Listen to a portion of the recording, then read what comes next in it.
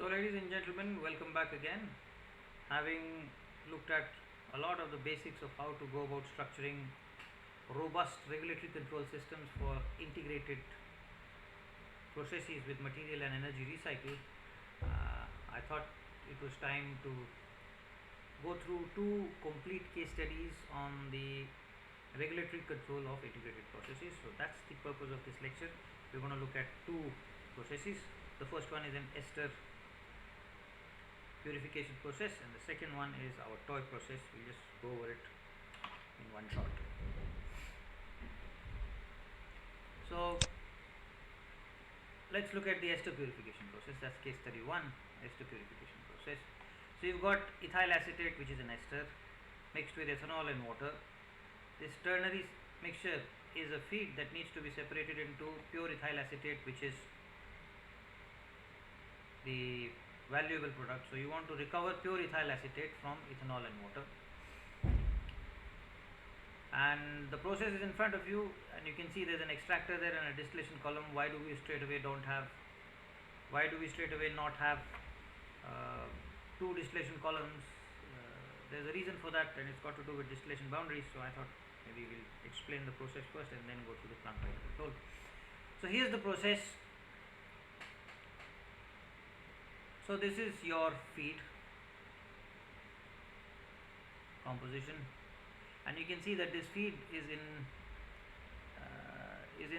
there are three distillation regions separated by these boundaries. Just like an azeotrope will separate a binary region into two regions, one to the left of the azeotrope and the other to the right of the azeotrope. Similarly, for ternary compositions, instead of a point, you've got curves, and shown here are these curves, which are distillation boundaries that separate the entire composition triangle into distinct regions. So your feed composition is in this region. You want the ester, pure ester, which is here. So this is pure ester, this vertex is pure ester, that vertex is pure ethanol, and this vertex is pure water. So you've got your feed in this region, and if you distill it and use infinite number of rectification trays, large number of rectification trays, then what you'll get is you'll get a top that is at this ternary azeotrope and a bottom which is on a straight line, which will be somewhere here. So you can't cross from this region into that region using simple distillation. Of course, you can get a composition by stripping. You can get a composition that's here, and then the bottom composition will be somewhere over here. You're still inside the feed distillation region, and you can't cross over and get here, because if you could, then you could probably do a binary distillation, but then again you'll get stuck here because that's again a binary azeotrope. So simple distillation of the feed is not going to give us pure ester because of the presence of these distillation boundaries. So the whole idea is you mix the feed, the overall so this is a recycle stream. So the basic idea is you mix the recycle and you mix the recycle and the fresh feed. Your overall composition comes out somewhere over here, and then you put in pure water, and when you put in pure water, the overall composition will be on a line. Because this is pure water, the overall composition will be on the line here and here, and for the converged flow sheet, the overall composition turns out to be here. And then when you extract it, or even if you had decanted it, simply if you had decanted it, you will get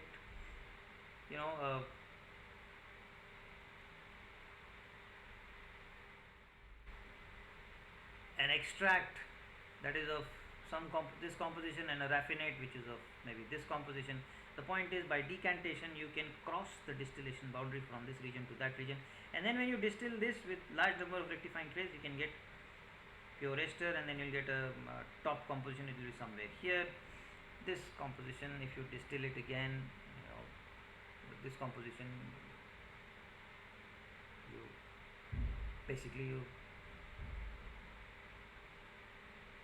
maybe recycle it. Yeah. Now the advantage of using an extractor instead of a single decanter is that a counter current cascade of mixers decanters, mixers, decanters, that's an extractor, is that instead of getting a composition that's here, you get a composition that's down here. So with an extractor you get a composition of the raffinate which is over here, the extract composition is over here. You distill this raffinate because you're so close to the base, you get a bottoms that's this, and you get distillate that's at that's over here. This distillate is what is recycled and mixed with the fresh feed, and the overall composition that you get is over here. So the idea of adding water is to get into the two-phase region, two-phase liquid-liquid region, and this is the liquid-liquid envelope. Exploit this liquid-liquid envelope to cross over the distillation boundary, and then use the crossed over feed composition to distill it. And because the crossed over feed composition is in the right region, when you distill that crossed over feed composition, you get pure ester, which you could not when you were distilling the fresh feed, which was in the wrong region. So the whole idea of using extraction or decantation is to cross the distillation boundary, and once the distillation boundary is crossed, that's what you get. So that's why the process is like this. You take fresh feed, mix it with the distillate from the downstream column. This total feed is extracted with water as the solvent. Water being heavy goes down, organic being light bubbles up, not bubbles up, droplets go up, and the organics accumulate at the top, the aqueous accumulates down the bottom, is taken out here. So you take the extract down the bottom and you take the raffinate up the top. The raffinate is distilled because the raffinate has the composition in the right region. When you distill that raffinate, you get pure ester down the bottoms, and you get a distillate which is recycled, and this is the distillate composition. So this is the process, and we want to design a plant wide control system for this process. Oh, by the way, okay, so I just explained this to you. By the way, this is the composition of the alcohol wash. This alcohol wash may be further purified downstream to get if you distill this alcohol wash, you will get nearly pure water down the bottoms, and a straight line you draw, you will get not pure alcohol but an alcohol enriched stream. And remember how ethyl acetate is made. Ethyl acetate is made by the reaction of ethanol with acetic acid. Acetic acid being heavy does not leave. The heavy is removed, and so the feed that you're getting here has three components: the ester, the alcohol, and the water, no acetic acid, and that's what we are separating here. So if you distill this guy again, the alcohol wash, you will get a stream that is pretty rich in the ethanol, and this ethanol rich stream can then be recycled back to the reactor. Okay, but those things we are not considering. We are just looking at the ester recovery system, pure ester recovery system. And the idea is we want to design a control system to maximize ester production, and the maximum water solvent rate to the extractor is the bottleneck. And if you want to maximize production, your bottleneck is how much water you can feed into the column. If you feed too much water into the column, what will happen is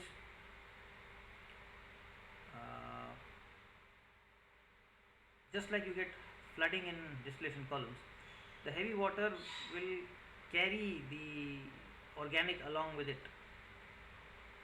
Okay, and the organic water phase separation, liquid-liquid phase separation will become not so clean, and then you'll start getting some of the organic will start leaving down here, or maybe you can have some of the water. Now because water is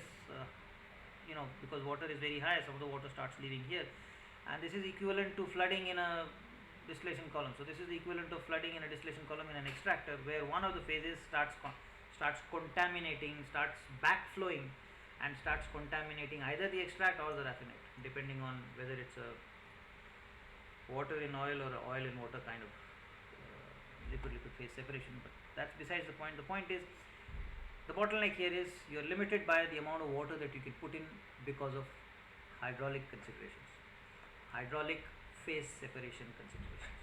Okay, so that's the bottleneck. and this essentially limits alcohol extraction capacity. If you can't put, there is a limit on how much water, how much solvent you can put into your extractor, there is a limit on how much alcohol you can extract out from the feed. And that much is obvious.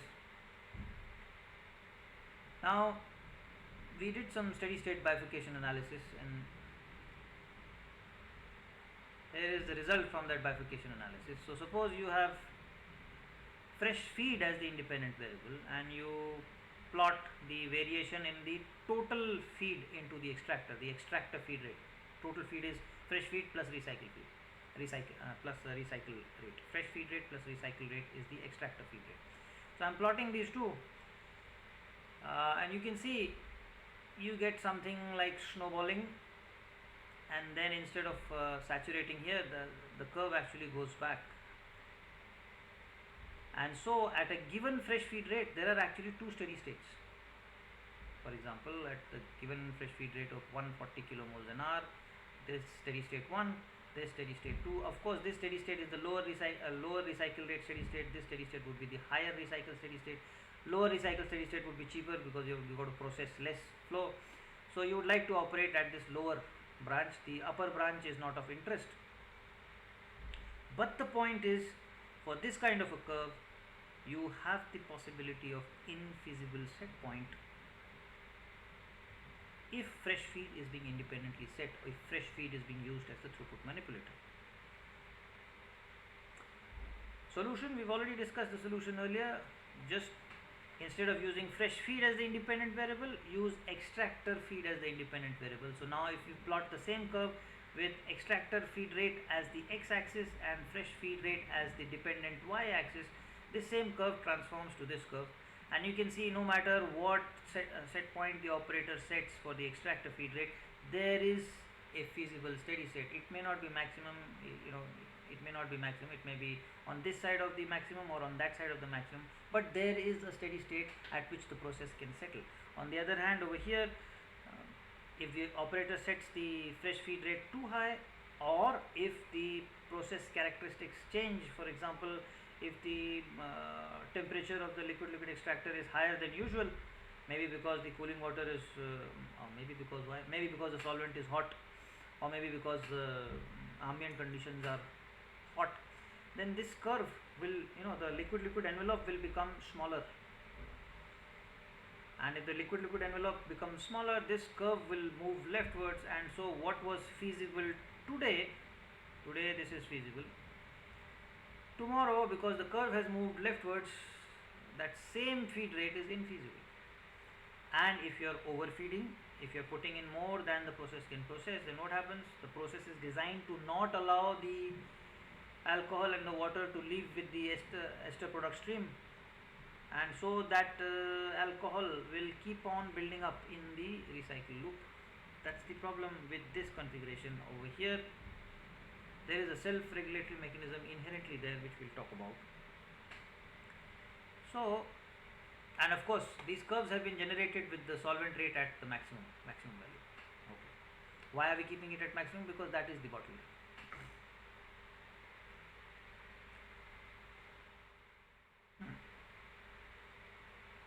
Oh man, I removed the wrong slide.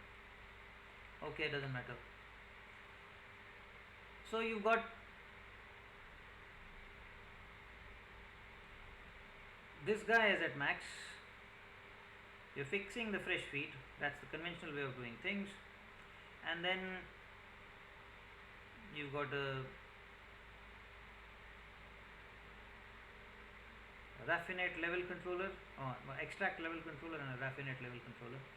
And on the column, you've got a standard reflux to feed ratio, level control, pressure control, and temperature control, single-ended temperature control, so that the alcohol doesn't drop out with the ester. So that's what we've got as the conventional control structure. Now we have the other control structure, because extraction capacity is our bottleneck. So what we do is we keep the feed to the bottleneck unit fixed by bringing in the fresh feed as a makeup stream. Okay, everything else is the same as before. Okay, so these are the two control structures, and I'm calling this CS1 and the one conventional one with the fresh feed underflow control as CS2. Huh. Oh boy. Okay, so this is CS2, so we've repeated one slide. Okay, now let's look at closed loop transients for CS1 with a large feed composition change. So the feed water composition in the feed to the separation unit goes from 30% to 20% mole percent. Now you are water starved, there's less water, you cannot put in more water because the solvent is already at maximum. You cannot put any more fresh water into the extractor because the solvent rate is already maxed out. So what happens is alcohol starts building up in the recycle loop. So the recycle rate starts to go up. As the recycle rate starts to go up, in order to keep the total feed to the extractor constant, the fresh feed rate is automatically reduced. And because the fresh feed rate is automatically reduced, the alcohol wash rate is also reduced. Of course, pure ester keeps getting produced. So what we have here is, since your water into the system has gone down, automatically the fresh feed, the amount of alcohol that you can extract out, that capacity has gone down. Because that capacity has gone down, the control system automatically cuts down on how much fresh feed is being put in. So there is a inherent self-regulatory mechanism right there, and that's because of the fresh feed is being brought in as a makeup stream. The total feed to the extractor, fresh plus recycle, is being held constant by adjusting the fresh feed, which is what brings in the fresh feed as a makeup stream, and this has this self-regulatory mechanism in there. Same disturbance, you are at the nominal steady state, same disturbance, you keep the fresh feed rate fixed, but now there is less water in the system. Because there is less water in the system, the alcohol that is coming in with the fresh feed cannot be extracted out. Because it cannot be extracted out, it starts going into the distillation column and starts building up in the recycle loop, and it just keeps building up, and ultimately you will see the aqueous phase will disappear, the whole system will become organic. See, a decanter should have an aqueous phase and an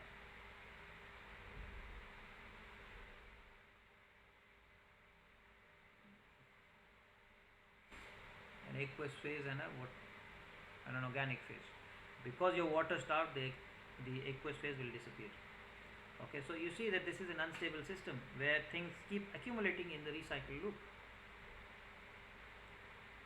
and there is no self-regulation to guard against this, and that's because you're setting independently the fresh feed. It's like people to whom you say, okay, you got to eat this, and you expect your digestive system to digest whatever you put in. There are other people who eat when only hungry, so they put stuff into their stomach only when there is space in it, and you can see the difference between these two kinds of people. And it is always a good idea to eat when hungry rather than expect your stomach to digest whatever you put into it. That leads to all kinds of lifestyle disorders. So here is a lifestyle disorder for you. You had a disturbance and the system crashed because you expected whatever you're putting in, the system will process. Well, it can process if you're sufficiently away from the bottleneck constraint, but if you're very close to the bottleneck, you're very close to your maximum extraction capacity, well, guess what? It could not extract out the alcohol, and the alcohol kept building up in the recycle loop. System crashed. So what will happen? You will have hydraulic problems in the extractor. There should be two liquid phases, one of the phase disappears, or you could have what is it called, flooding in the distillation column, because there's too much alcohol going up now.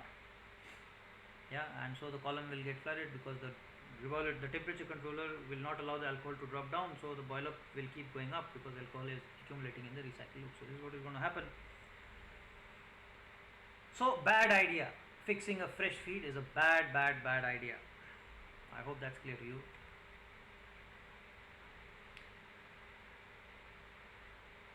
Now here is a figure. What we did is,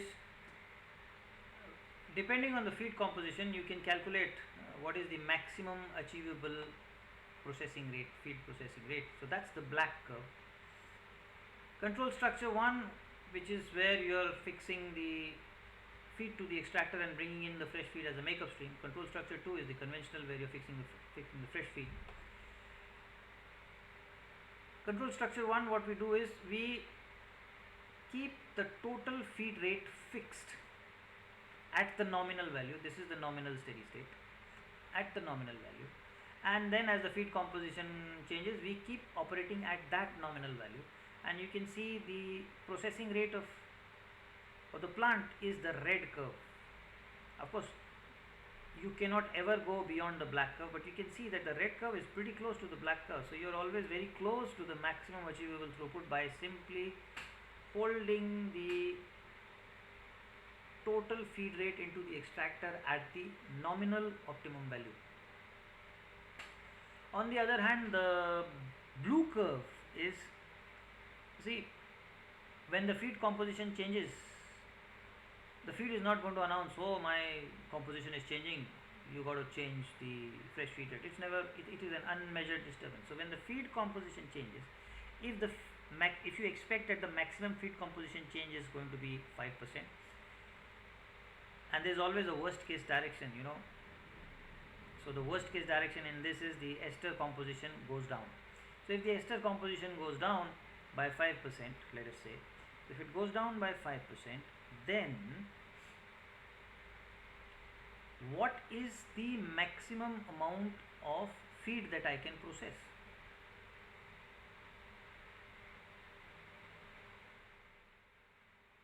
Okay. And you calculate that, and when you calculate that, it turns out to be much lower than the maximum. When this disturbance comes,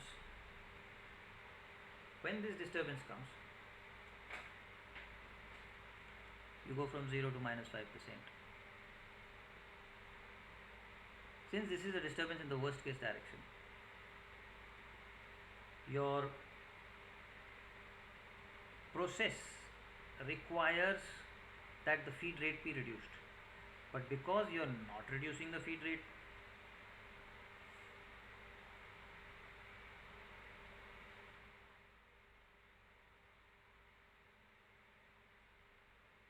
okay, hang on, now I got the idea. Okay, so the worst case direction in this case is actually plus 5%. So when the feed composition increases 5 extra mole percent of the ester, the total feed that you can process actually goes down. Okay, and here what we have calculated is, the blue curve is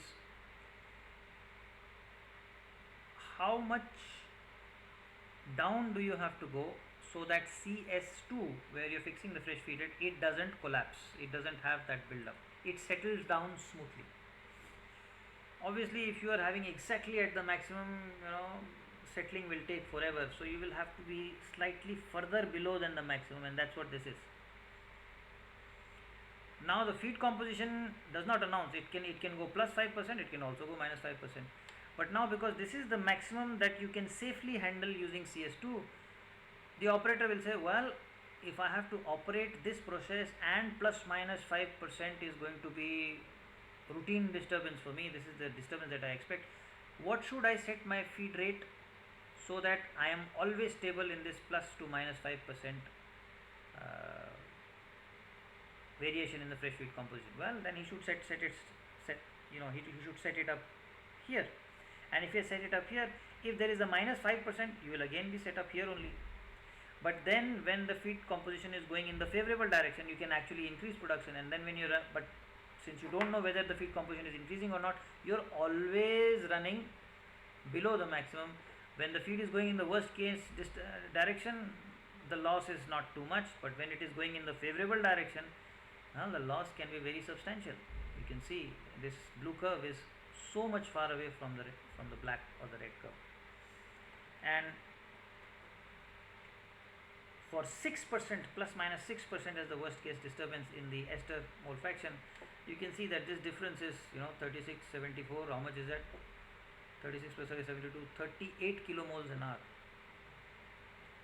So 38 by 36, that's of the order of, I don't know, maybe 30%, or maybe certainly more than 25%. So you're, in this case, you're running your process at 25% lower throughput than what you could have achieved if you had used CS1, the recommended control structure, than if you had the fresh feed coming in as a makeup stream, than if you had the feed to the bottleneck unit held constant. Okay, so I think this is a very powerful message which says that, look, same process, depending on what control structure you implement, you can get actually substantial difference. And by the way, this is not a cock and bull story. Let me tell you that this process exists in Eastman Chemical Company. This is an Eastman Chemical Company success story, pioneered by Jim Downs and Charlie Moore. Charlie Moore was my PhD advisor. He used to talk about it, and I never used to understand what the hell is he talking about. But now I understand fully. And they would always have, so upstream of this feed is the reactor, and downstream of the alcohol wash is a distillation column that takes out alcohol rich stream, which is recycled, and then pure water, that waste water that is discharged. And originally they had the throughput manipulator at a fresh feed, either alcohol or the acetic acid, and you would always get either the extractor is filling up when you're trying to maximize production, or the distillation column is hydraulic problems in the extractor or the distillation column flooding, or one of the phases, two liquid phases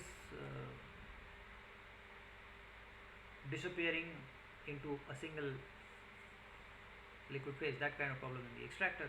And so it took them years to shift the throughput manipulator from feed to the reactor to feed to the separation unit. That gave them some advantage, but the basic problem still remained, in the sense that you're not bringing in the fresh feed as a makeup stream. And then it took them another 5 years to convince the management to shift the operators to shift the TPM from here to here. And when they did that, you see, I repeat, when you do that, this figure is key. The management would say, okay, maximize production because we are the monopoly, nobody else can make this product, whatever we make it will sell like hot product, we always want maximum production to maximize profit. But when you're running it like this, the problem is that build up of alcohol in the recycle loop. So if you're setting the fresh feed too high, it's possible that you're overfeeding, and if you're overfeeding, alcohol will, and you don't know when you're overfeeding. You see, you make a change. By the way, look at the dynamics. You see, there we go. Change came in at 5 hours, and 5 hours to about what? Response is taking what, about, here it is taking about 10 hours, 10-15 hours. What about here? You make a change at 5 hours, you start noticing recycle is building after 15 hours. One shift is 8 hours. आपको पता ही नहीं चलेगा. You will not know what the hell is going on. The other guy from the next shift will know, oh, there's too much recycling. Yeah. And so what you do now has an effect 10 hours from now. Well, by the way, that's another thing, you see. Remember what we saw in the liquid level control thing? If you're holding the total feed, dynamics is much faster. If you're fixing the fresh feed, dynamics is much slower. So you see, you can see that here. Over there, the response completes in 10 hours or 15 hours. Over here, I don't know, man, 15 hours, is still increasing. Yeah, so what I'm trying to say is that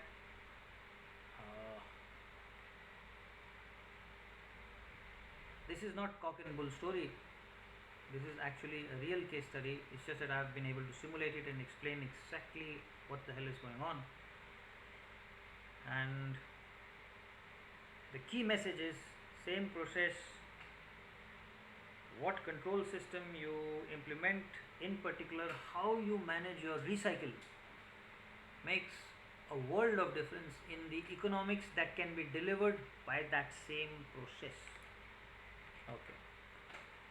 Now we go to the next case study. You know this process.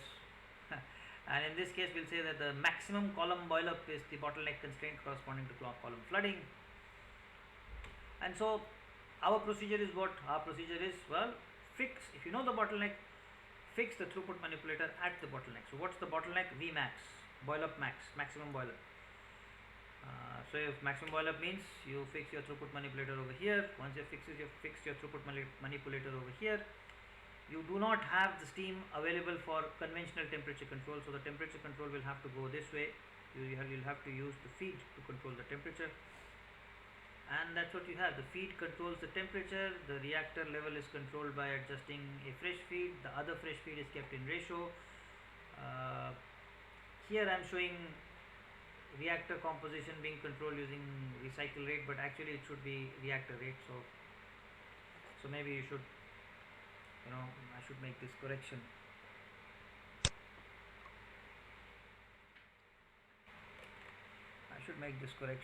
That is actually, it's not running, yeah, it's not. Okay, so that's one. Control structure 0. And just to show you the effect of throughput manipulator location on the economics,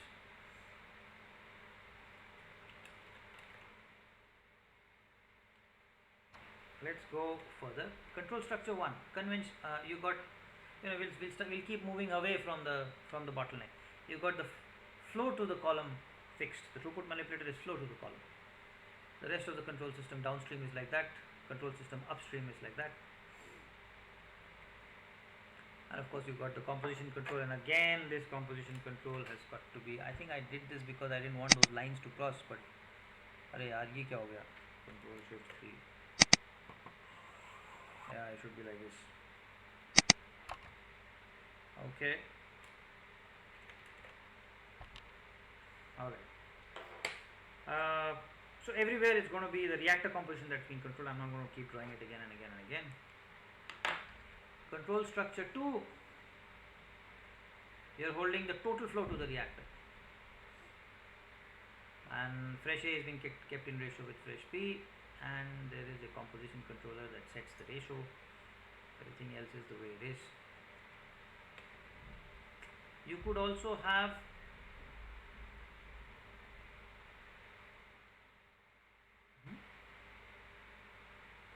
okay. Now in this case, what we are doing is we are holding the total flow to A plus recycle flow, fresh A plus recycle flow, by adjusting the recycle rate. So now you cannot control level this way, so you're controlling level by adjusting the fresh feed to the column, the feed to the column. Or you could have done level control this way and temperature control that way. That would have worked actually better, but doesn't matter. This is the control structure that we looked at. Everything else is, the usual. You could also do this where you're fixing the recycle rate. So these are 4 or 5 control structures: TPM over here, TPM over here, TPM over here. By the way,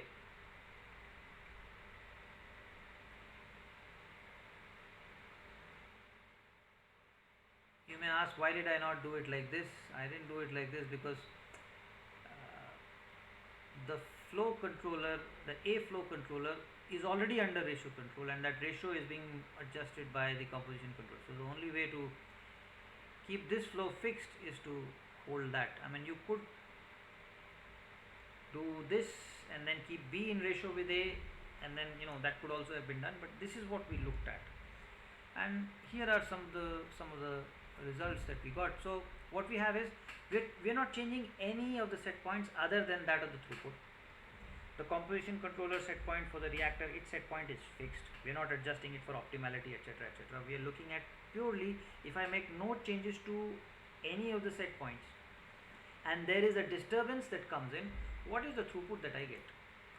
So magnitude of the disturbance is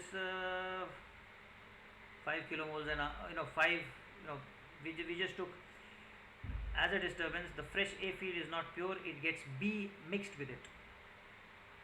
This is an artificial disturbance, but nevertheless it is a disturbance. So there is a step change in the mole fraction of the fresh A feed. The magnitude of that step disturbance could be 0%, 2.5%, 5%, 7.5%, 10%,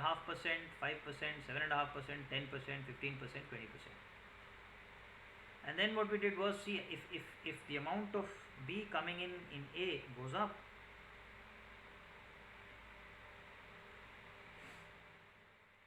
so let's look at this guy. So if this stream gets more B, in effect you're putting in more fresh B, because there's B that's already in effect. If you look at control structure, let's look at the convention. Let's look at what we didn't look. So in effect you are getting in more B that's going into the system, and if more B is going into the system, production would be more, and so the boil up would be more. But you are already at maximum corresponding to that flow of 100 kilomoles an hour. Since you are already at maximum,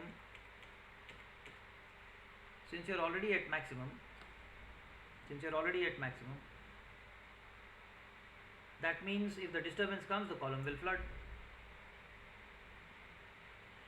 In order for the column to not flood, you will have to reduce the production rate, and then if a 5% disturbance came, what is the maximum production that you can set the set point at, that you can operate the process at, so that when the disturbance, worst case disturbance is 5 mole percent, the column just ends up at the flooding limit. So that's the calculation that we did for the different control structures, and you can see CS0, there is no throughput derating, there is hardly any back off. You can be at 100 all the time, regardless of composition change in the fresh feed. On the other hand, all other control structures, there is a change, and in fact that change, if you look at it as you move further away from the bottleneck, the derating, the back off that you need becomes larger and larger and larger with the disturbance magnitude. So what this again emphasizes is that where you choose your throughput manipulator can have a substantial effect on the maximum achievable production that you can get from the same equipment. Okay. And of course, now if you start looking at optimal operation, we talked about this earlier. Reactor temperature should be maximum, reactor level should be maximum, boil up should be maximum to maximize throughput. Column temperature should be minimum for minimum product giveaway, and then you're left with these two set points, the green ones, this guy and this guy. And if you manage these set points properly, and the proper way of managing these set points is you keep the reflux in ratio with the feed, and what that does is it keeps you nearly optimal. And you also then adjust this set point using a hill climber. And what is a hill climber, I don't have the time to describe, but the point is, if you somehow optimally manage these two unconstrained set points, you further get advantage of 3 to 5% extra throughput for the same maximum boil up constraint. Or if you are operating below maximum throughput at a given production rate, then because you've put in a hill climber that is optimally managing the reactor composition set point, and you have reflux in ratio with feed which ensures near optimality, you get further 3 to 5% steam consumption savings for the given production rate. So you see, all in all, if you choose properly your throughput manipulator location, and if you properly manage any unconstrained degrees of freedom, it can make a substantial difference to the economics that gets achieved. So in summary, the key guideline, these case studies again are a verification of the key guideline for recycle system plant-wide control. And that key guideline is structure the control system to hold the recycle rate by manipulating in-out streams in loop. By transforming variability out of the recycle loop. Holding a fresh feed rate constant is not a good idea unless you are sufficiently, it may be acceptable if you are sufficiently away from snowballing, but if you are not, it's not a good idea. One must locate throughput manipulator at the bottleneck inside the recycle loop. Economic considerations play a major role in regulatory control layer design, in the sense that the whole inventory control system comes after you have decided where the throughput manipulator is going to be. And throughput manipulator location gets determined by where the bottleneck is, and the bottleneck is typically when you're wanting to maximize production. Maximizing production is an economic decision. Okay, so economics plays a considerable role, and then of course there's also economics playing a role in determining what the optimal set point should be for those set points that are not at maximum minimum, those that are unconstrained. Okay. So our quantitative case study results show that you can get significantly higher maximum achievable throughput with fresh feed coming in as a makeup stream. Bottom line, common sense must prevail. It must make sense. If it doesn't, look at it again, look at it again, look at it again, until it all makes sense. So that's it for today. I think we'll call it quits. I'm going to stop the lecture. It was not a very long one. Maybe I went through some of the stuff relatively quickly, but that's okay. You've got the flow sheet to look at. You can stop the video, look at it again and again and again for as long as you have the flow sheet and what's coming in, what's going out, where is it building up, etc., etc., and that should be fine. So thank you so much and goodbye.